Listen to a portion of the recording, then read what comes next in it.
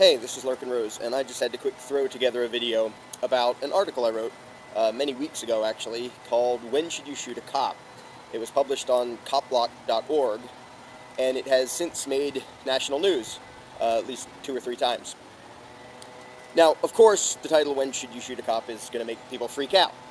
And it seems that hardly anybody actually read the article, but just did the knee-jerk reaction. In fact, I'm going to read you the first paragraph of the article because it perfectly sums up the way most people responded. Again, the title was, When Should You Shoot a Cop? That question, even without an answer, makes most law-abiding taxpayers go into knee-jerk conniptions. The indoctrinated masses all race to see who can be first and loudest to proclaim that it is never okay to forcibly resist law enforcement. In doing so, they also inadvertently demonstrate why so much of human history has been plagued by tyranny and oppression. Now, a few weeks ago, apparently somebody printed out the entire article and was handing out copies or leaving them lying around at an Occupy Phoenix, I think it was, something down in Arizona. It wasn't me who handed them out. Had I been there, it would have been. So somebody handed them out, and it made national news that, oh, look what they're handing out at the Occupy this, that, or the other thing events. And I heard tell that Glenn Beck read some of the letter. Of course, he didn't read the whole thing, and I don't think he gave the name to make sure people couldn't actually look it up to see what else it said. I should quick mention how the mainstream media, when it reported this, in a lot of places they talked as if we think we might know who wrote this article, as if it was some clandestine conspiracy. I wrote it, it has my name on it, it's out in public. I say these things in public all the time. I don't speak for the Tea Party, I don't speak for Occupy Wall Street, I speak for me. And if you don't like what I say, try addressing what I say instead of having tantrums about things I didn't say. Now, what was fascinating to me is that as soon as this made it in the media that this was being handed out at an Occupy whatever event, the right-wing statists all jumped on board to say, see what these Occupy Wall Street types are like? They want violence, they want lawlessness. And I hate to break it to you, but I'm not one of the Occupy Wall Street types. Almost as quickly, the left-wing statists turned around and said, no, that's what the Tea Party believes. That's what you right-wing statists believe. So basically, I wrote something. 2 groups who don't believe what I believe started pointing their fingers at each other, saying, this is what you believe, this is what you believe. So, grow a spine. If you want to point fingers, point it at me, because I'm the one who wrote it, and I don't believe what either of those groups believe. We have a few things in common on both sides, but before you point a finger and have a tantrum, try actually reading the thing, instead of complaining about things you guess I might have said. One of the main themes of the article is that throughout history, most mass evil has not been done in spite of law enforcement, it's been done in the name of law enforcement. You look at the regimes of Stalin and Mao and Hitler and Pol Pot and go right down the list. What they did, they called law. They legislated it, and then they had their law enforcers go out and implement evil. So, when people say, oh, that's horrible, it's dangerous, apparently Glenn Beck said this is the dangerous stuff that's out there, is talking about forcible resistance. Oh, really? What's the alternative?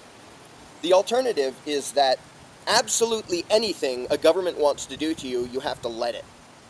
No matter what. Wants to pile you on cattle cars? Well, it's totally evil to talk about resisting, so we better not. Wants to shut everybody up, wants to disarm everybody, wants to make it a practice to randomly search people and then interrogate them and, for no good reason. Well, you have to just let them, because apparently it's uncivilized to talk about actually resisting. Now, earlier, before the Arizona thing, down in South Carolina, some Republican, I think it was Kershaw County Republican Party, whatever, somebody there clicked like on my article, like on Facebook, which doesn't mean I absolutely agree with everything, it just means, hey, look at this. And a bunch of other Republicans in the Kershaw County Republican Party just had a fit. Oh, we can't have this, we must drum him out, rah, rah, rah. Because they're unthinking, spineless, brainless cowards.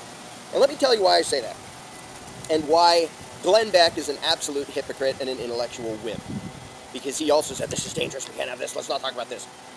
Let's go through some of the other people that Glenn Beck should shun, that the South Carolina Republicans should shun, that the mainstream media, left and right, everybody, shun these people, condemn them as evil and horrible, and don't associate yourself with them in any way. Number 1, Thomas Jefferson, who said that no people can preserve liberty unless, quote, its rulers are warned from time to time that this people preserve the spirit of resistance. And then he specifically said, let the people take up arms. What do you think he was talking about? Going like this? Waving guns around? He was talking about the possibility of using violence against the state to resist tyranny.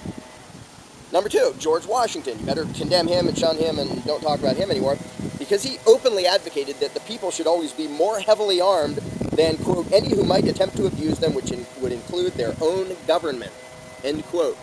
In other words, George Washington wanted the people to be able to win in a shootout with their own government. Now, you may not like to hear that, you may not like to talk about it, it's not a very pleasant subject when you talk about using deadly force, but this is going to be a pretty long list of people that you have to condemn and distance yourself from, whether you're on the left or the right, if you think it's totally horrible to discuss the use of physical force against law enforcement. Number 3, James Madison.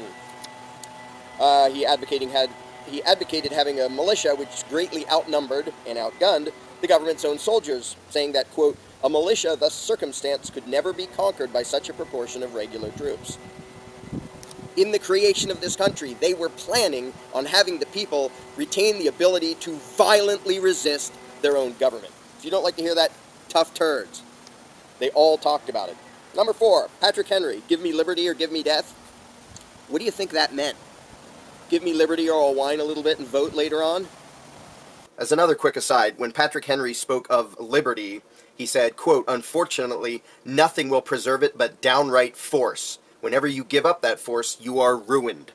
He wasn't talking about petitions and elections and working within the system. He was saying freedom requires forcible defense. Benjamin Franklin said that democracy is 2 wolves and a lamb voting on what to have for lunch, and added that liberty is a well-armed lamb contesting the outcome of the vote. Got that? He was talking about the use of violence to fight against a democratically appointed but tyrannical government. Alexander Hamilton said he wanted average citizens to be armed so they could, quote, stand ready to defend their rights and those of their fellow citizens against their government's own enforcers. To be armed against your own government. Well, you better never mention Alexander Hamilton again because he's nasty and horrible and we can't have any talk about that. Noah Webster openly discussed the use of violence against law enforcers when he opined that the United States government, quote, cannot enforce unjust laws by the sword because the whole body of the people are armed and constitute a force superior to any band of regular troops that can be, on any pretense, raised in the United States. And he added that Congress, because of that, Congress can, quote, execute no laws but such as the people perceive to be just and constitutional. What was he talking about? He was talking about the people deciding that their own government was doing something unconstitutional and resisting using guns. If you don't like the discussion, fine. Just don't pretend you believe at all what any of the Founding Fathers believed. And of course, the list wouldn't be complete without mentioning a particularly radical, anarchist-type document called the Declaration of Independence that says that whenever any government becomes destructive of individual liberty, it is the right and duty of the people to alter or abolish it. Now, do you think they meant ask nicely? Well, what did they do right after they wrote the Declaration of Independence? They shot at law enforcers. Ever heard of the Battle of Lexington, the shot heard around the world? The law enforcers said, lay down your guns. And they didn't. They didn't say, well, we're going to petition the king. They didn't say, well, we're going to vote. They said, no. And if you want to have a shootout, we're going to have a shootout.